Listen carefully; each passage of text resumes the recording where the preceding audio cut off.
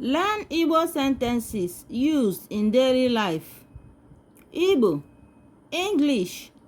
Number 1 sentence says, "Ị nwere ike inyere m aka?" Ị nwere ike inyere m aka? Can you help me? Another one says, "Ị na-eme ka nwatakịrị." Ị na-eme ka nwatakịrị. Meaning, you are behaving like a child. Enweghị m ọrụ m ji n'aka ugbu a.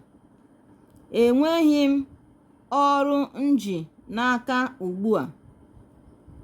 I don't have work at hand now.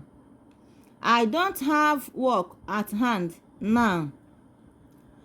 Kpọọ m na ekwentị gị echi. Kpọọ m na ekwentị gị echi. Meaning, call me with your phone tomorrow. Maka gịnị? Maka gịnị? Why? Ị na-egwu egwu. Ị na-egwu egwu. Ị na-egwu egwu.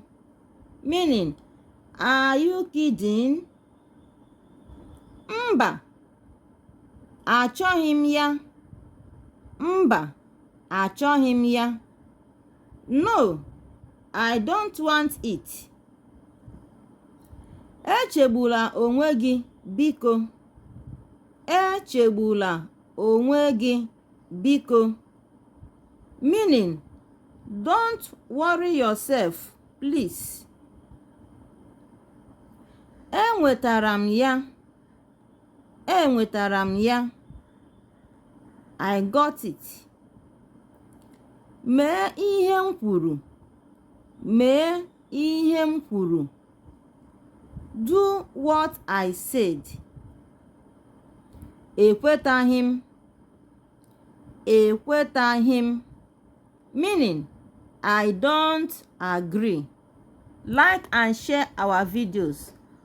Always recite what we have taught. Bye.